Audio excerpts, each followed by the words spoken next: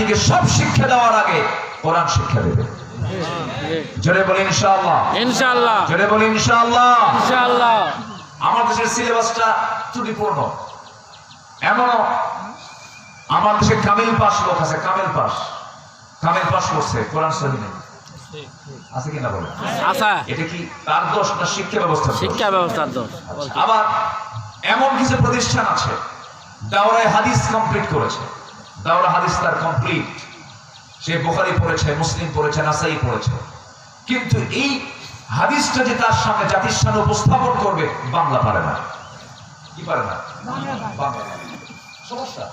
তাহলে আমাদের শিক্ষা ব্যবস্থার মধ্যে কিছু ত্রুটি আছে না বলেন তো?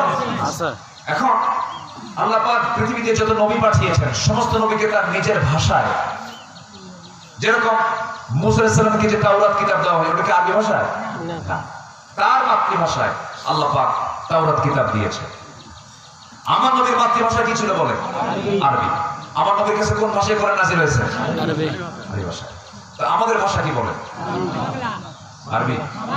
বাংলা। একজন কইছে আরবি। এক হাজি গেছে হজ করতে, এক হাজি হজ করতে যায় কোথাও সে কথা বলে আরাম পাচ্ছে না।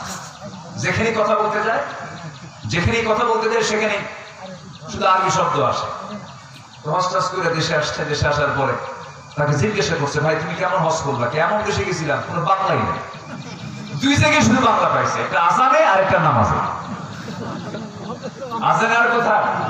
নামাজে। আজান দিছে আল্লাহু আকবার, কমন করছে আলহামদুলিল্লাহি রাব্বিল আলামিন, কমন করছে, ভাবছে যে এটা আরবি না, এটা বাংলা। আমার দেশের মাতৃভাষা কি? বাংলা। বাংলা। বাংলার গুরুত্ব আছে না নাই বলেন তো? বাংলা শেখার দরকার আছে না? বাংলা শেখার দরকার আছে। আমি এগুলোকে চিন্তা করে আমি নিজে আমার দায়িত্ববোধ থেকে আমি সিদ্ধান্ত নিলাম যে কি করা যায়। বিভিন্ন দেশে গেছি, বিভিন্ন শিক্ষা ব্যবস্থা দেখেছি, বিভিন্ন প্রতিষ্ঠান দেখেছি, ক্যারিকুলাম দেখেছি। তা আমি 5ই অগাস্টের পরে, বলেন কোন অগাস্টের? এর আগে তো করার সুযোগই ছিল না, মানে দাঁড়াতেই পারি না, যেখানে দাঁড়াই সেখানে ভাঙবে পারি না। 5ই অগাস্টের পর একটা সিদ্ধান্ত নিলাম যে আমার বার্থ প্লেস, আমার জন্মস্থান, আগে নিজে বাঁচো, তোমার পরিবারকে জাহান্নাম থেকে বাঁচাও।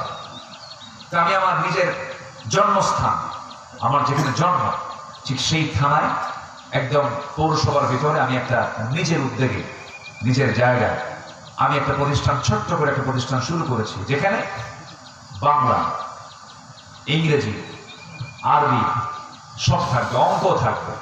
সাথে একটা ছেলে, একটা ছোট্ট বাচ্চা, সে ক্লাস 5 শেষ করবে, অর্থাৎ 5ম শ্রেণী শেষ করবে, তার হিফজটাও কমপ্লিট হয়ে যাবে।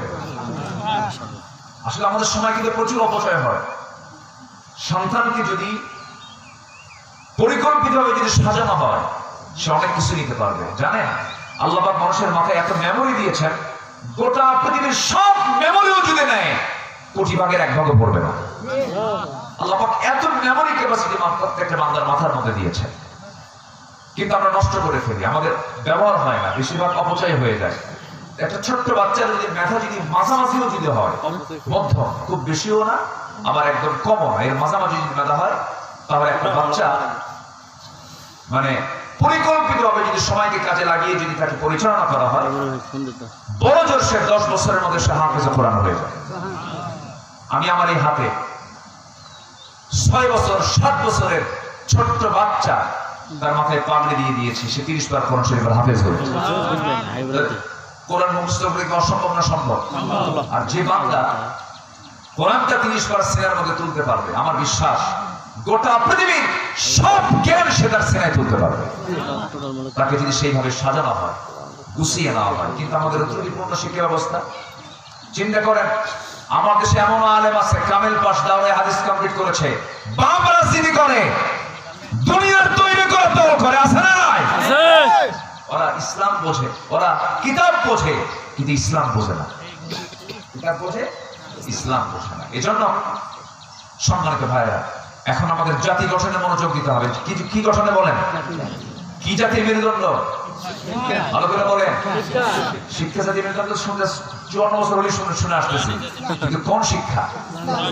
বলেন বলেন, কোন শিক্ষা? সব শিক্ষাই লাগবে, বাংলাও লাগবে, মেডিকেল লাগবে, ইঞ্জিনিয়ারিং লাগবে, টেকনোলজি লাগবে, সব লাগবে, কিন্তু সব লাগার আগে বেশি লাগবে কোনটা বলেন?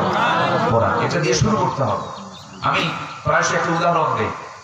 গ্রামের মানুষ যখন সকালবেলা ঘুম থেকে ওঠে, প্রচন্ড মানে শীতকাল, সকালবেলা গরম ভাত হয়নি, সে সময় করে কি জানেন? এরকম গরমকালও খায়। ওই পাতিলের তলে যে সমস্ত মানে পানি না রেখে, পানি না দিয়ে যে খাবারটা বাসি থেকে যায়, ওটা কি ভাত বলে? কড়কড়া। হ্যাঁ, এই তো কড়কড়া লাইনে আসছে।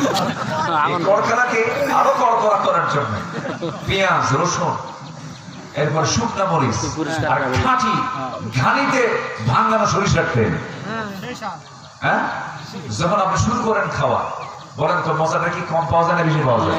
কোন পোলাও কোরমা পারবে? পোলাও কোরমাকে এত খাওয়া যায়? আপনি একইগুলো নিয়ে বসবেন, শেষ কখন আপনি নিজের টের পাবেন। মজায় মজায় খাবেন, নাক দিয়ে ঝোল করবে, চোখ দিয়ে পানি পড়বে, আর খাওয়ার মজা বাড়বে। এই যে আপনি কড়কড়া খেলেন, রসুনটা খাইছেন, পেঁয়াজটা খাইছেন, সারাদিন আপনি যদি পোলাও কোরমা বিরিয়ানি জর্দা যা খেলেন ঢেকু শুনবে কোনটা? ওই যে রসুন খাইছেন, ওই রসুনের কিন্তু ঢেকুসটা উঠবে। তো আপনি আপনার সন্তানকে ডাক্তার বানাবেন, আমার ভাইয়ের ক্লিনিকে যে চিকিৎসা করবো, অপারেশন করবে, সমস্যা নেই, কিন্তু আপনার সন্তানটা ডাক্তার হোক, কিন্তু হাফেজ ডাক্তার হোক। আপনার সন্তানটা ইঞ্জিনিয়ার হোক, হাফেজ ইঞ্জিনিয়ার হোক। হাফেজ ইঞ্জিনিয়ার হলে উপকার হবে কি জানেন? রডের বদলে বাঁশ দেবে না।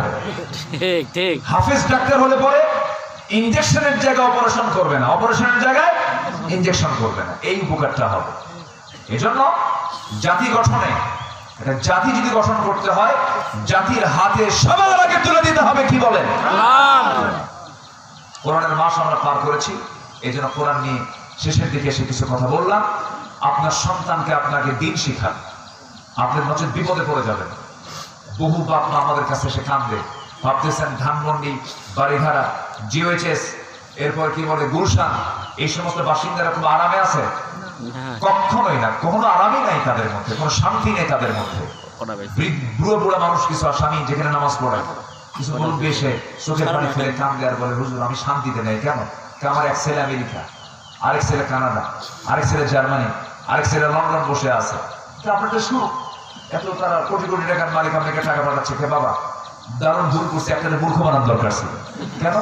মূর্খ থাকলে সে আর কোথাও যেত না, আমার কাছে থাকতো, আমার সেবা করতো। আমি বললাম এটাও ভুল ধারণা, মূর্খ না। ওই সন্তানগুলোকে আপনি যা বানাইছেন, সাথে যদি কোরআনটা তুলে দিতেন, ওই সন্তান ওই দেশে থেকে মাঝে মাঝে আপনার কাছে আসতো, অথবা আপনাকে নিয়ে চলে যেত, তার বেডরুমে আপনার জায়গা হয়ে যেত। কি কথা কি বুঝতেছেন আপনারা? এজন্য নিজের বিপদ নিজে টেনে আনবেন না।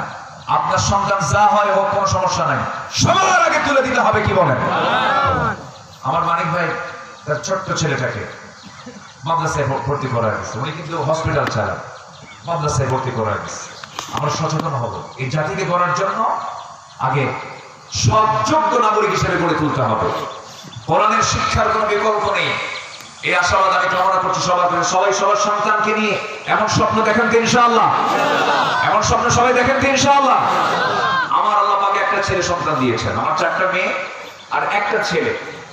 আমি আমার ছেলেকে সিদ্ধান্ত নিয়েছি, আমি তাকে বলেছি বাবা তুই আগে হাফেজ হও।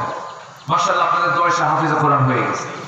আজকে আসার কথা ছিল, কিন্তু অনেক রাতে ও খুব মানে নানার বাড়িতে বহুদিন পরে আসছে তো। আর হাফেজ যারা হাফেজ হতে যায়, অনেকে জেলখানার মতো মাদ্রাসায় থেকে আবাসিকে থাকতে হয়, দরজা তালা মারাই থাকে, এবং চুরি কিন্তু ওরাই বেশি করে, মানে কেমনে পালান যায় এটা কিন্তু সহজ কাজ না, এটা খুব মানে জটিল কাজ, অনেক কষ্ট করে পড়তে হয়। শিক্ষকরা খুব মেহনত করেন, অনেক পরিশ্রম করে। তো অনেকদিন পর ফাঁকা পাইছে তো অনেক পরিশ্রম করছে, আসতে পারে না, দেখে আগামীতে যদি নিয়ে আসা যায়।